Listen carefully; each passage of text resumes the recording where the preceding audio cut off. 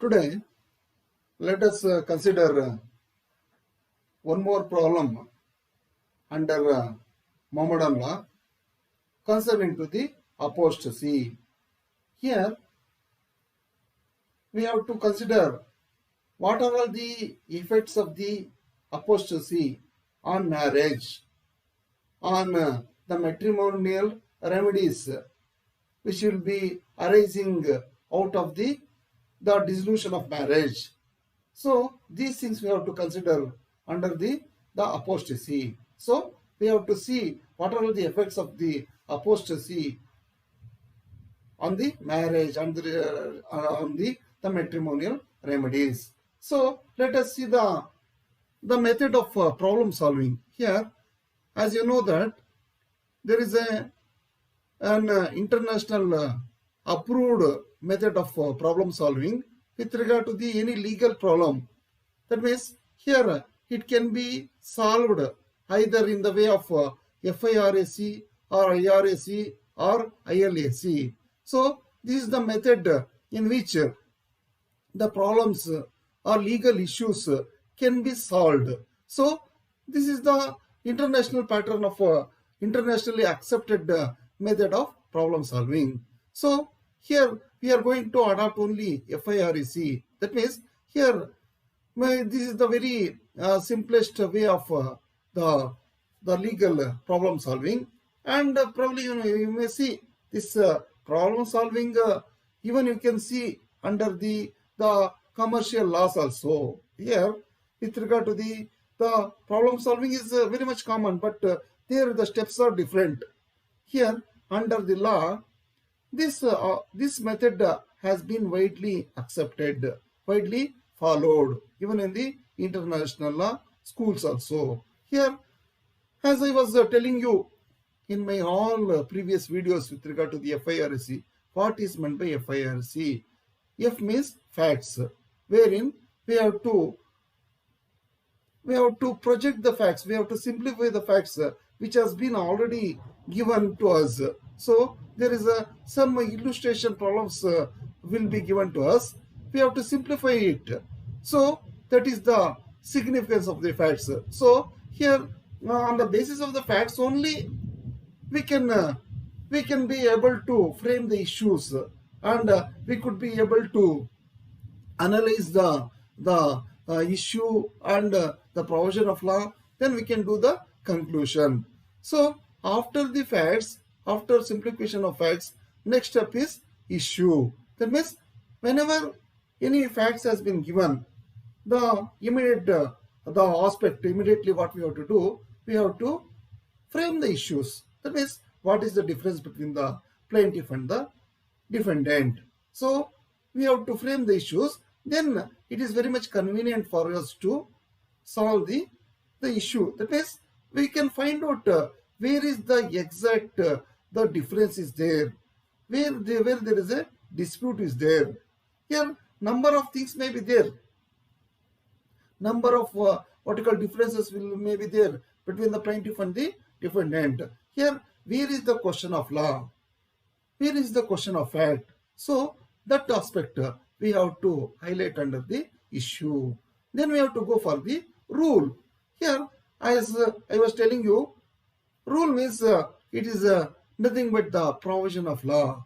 So with regard to the given facts, projected facts, we could be able to frame the issues. So with regard to the issues, which is the rule, which provision of law could be applicable. So here with regard to all these things, we have to do the analysis. In the analysis section, we have to discuss all these facts, issue, rule under the analysis section. Then we have to give the conclusion. So this is invariably in all my videos I used to say with regard to these steps. So here there is one problem with regard to the Mohammedan law with regard to the apostasy. Here one Pushpa, a Hindu woman, embraces Islam and marries Rizwan, a Muslim. Later, she re-embraces Hinduism and marries Rajesh, a Hindu. without divorcing the Rizwan. Here, Rizwan wants to prosecute Pushpa for bigamy, advise him. So this is the problem which has been given with regard to the apostasy.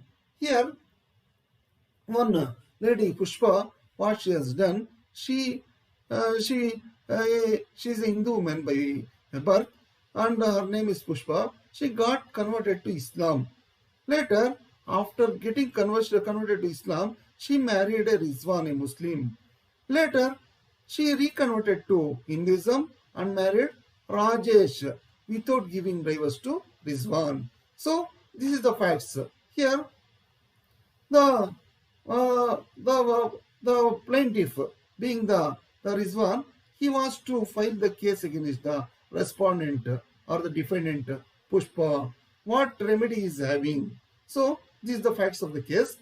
So on the basis of these facts of the case, we have to frame the issues. Here I used to tell you that you can frame one issue or more than one issue.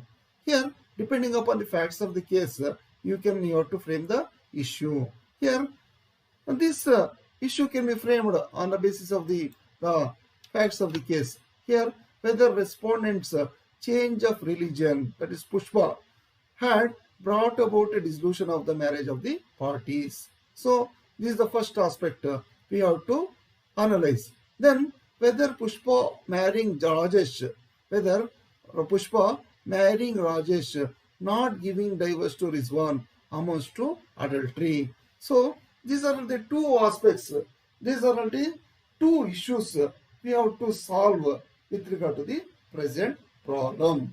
Here, with regard to this one, we have to look into the what is the provision of law will be applicable here. Here, the provision of law is effect of apostasy on marriage.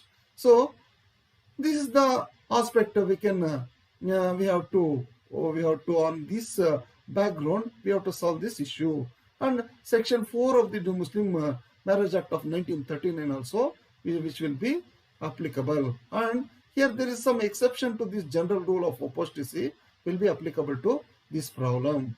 And with regard to this one, we have to refer the case law of Sarwar Yar Khan versus Jawahar Devi and Amin Beg versus Saman. So these are the two case laws where we can refer the aspect with regard to the apostasy, that is effect of apostasy with regard to the marriage.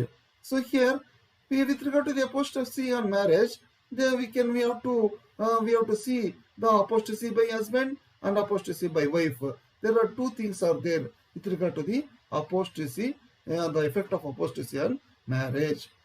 Then we have to analyze these facts, issue, provision of law under the analysis section. So when we analyze the facts, issue and provision of law, this aspect will come under this aspect we can come across under the apostasy by wife. As I told you, there is apostasy by husband also will be there. So as per general rule, if a Muslim wife renounces Islam, the marriage is not dissolved. In other words, the apostasy by Muslim wife does not operate as immediate dissolution of the marriage. That means what happens? Still, the marriage subsists.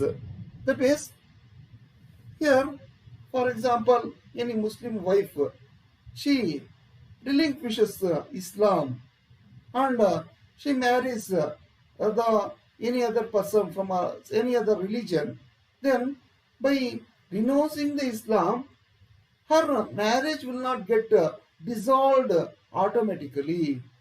So for that one, she has to file a case under section 2 of the Muslim Dissolution Marriage Act of 1939 for the dissolution of her marriage.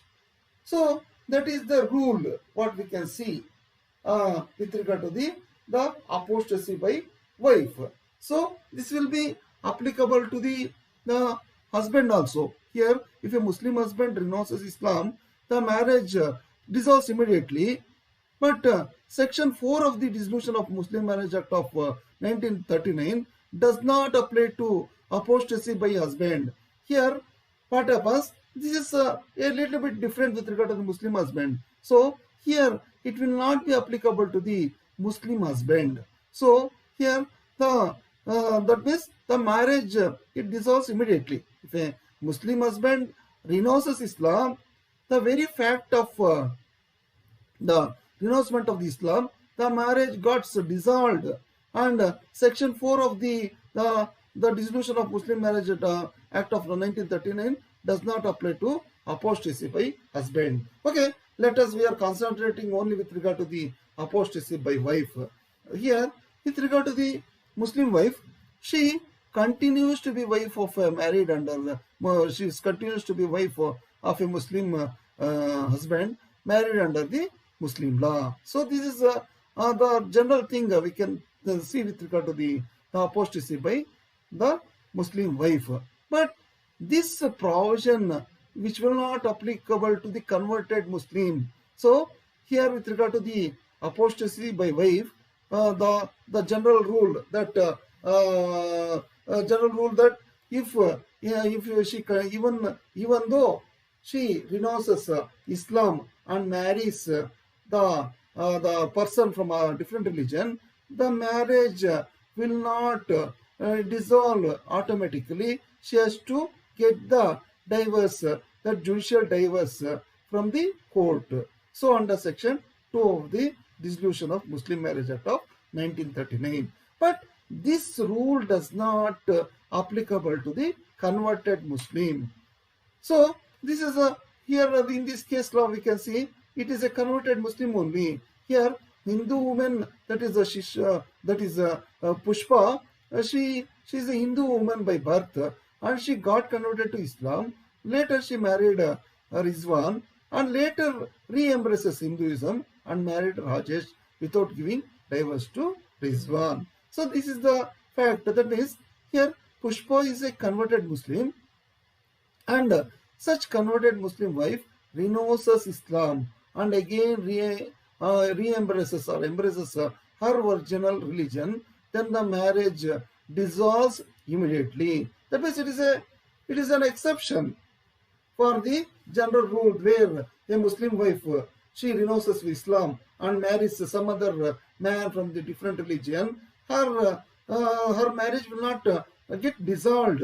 For this one, this is the exception we can see. So for the first, so let us see with regard to the let us see these aspects analyzing the issues.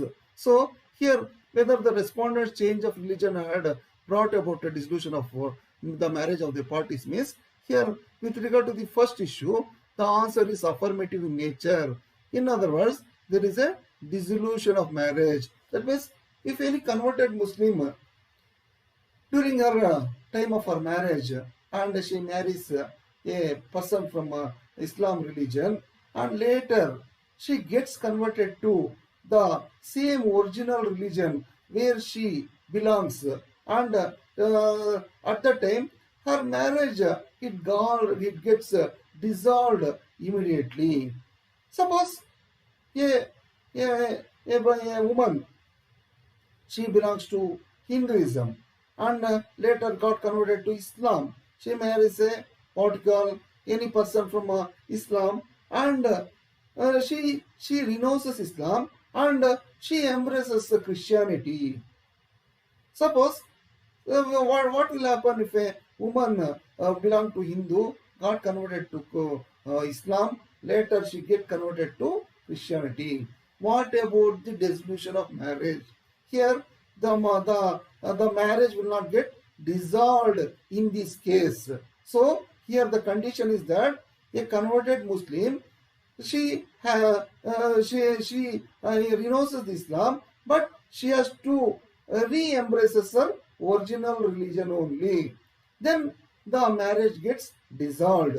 So here for the first the question there is a dissolution of marriage. When there is a dissolution of marriage, what is the effect? So let us see with regard to the what is the second issue. Here whether Pushpa marrying Rajesh not giving divorce to Rizwan amounts to adultery. Here in the problem they have given bigamy, but it's not bigamy. we have to make it as adultery. Here with regard to the adultery, here with regard to this issue, the answer is negative, that there is no commission of adultery by converted Muslim wife by re-embracing Hinduism, marrying a Hindu. So it is appropriate to quote the decision of Amin Beg versus Saman. Here with regard to this problem, it is very much appropriate to quote the decision of Amin Beg versus Saman, whereby the court has held that a Mohammedan law, a wife's conversion affects a complete dissolution with her Mohammedan husband. The fact of such conversion is therefore a bar to a suit by the husband for restitution of even conjugal rights also. So here with regard to the but with regard to the aspect of dower. So with regard to the aspect of dower, what was the stand here with regard to the dower? Whether here the Muslim woman, she with regard to the Muslim woman, the marriage will not get automatically dissolved. But with regard to the converted Muslim, here there will be immediate dissolution of marriage, and the husband is prevented from even filing the restitution of conjugal rights petition before the court of law. But what about the dower? Suppose if the dower is pending, what about the dower means? We have to see the case of Sarvar Khan case versus the Banwari Devi. So here in Sarvar Khan case versus what you call here, Sarvar Khan versus Jawahar Devi, not Banwar Devi, Jawahar Devi, where the court has analyzed in length with regard to the dower. So with regard to the payment of dower, so there the court has analyzed so many aspects. But whether we can analyze that the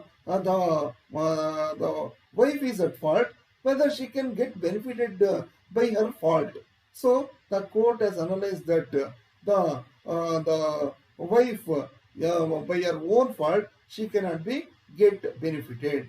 So what is the remedy available to the Rizwan is it doesn't have no remedy. So in this on this light of the what you call the provision of law, let us conclude the problem with regard to the this problem that the Rizwan doesn't have any remedy with regard to the filing the petition for bigamy as well as for the restitution of conjugal rights, but he can withhold any dower is pending payable to the to his wife. So that is the only remedy we can suggest to the Rizwan under this problem.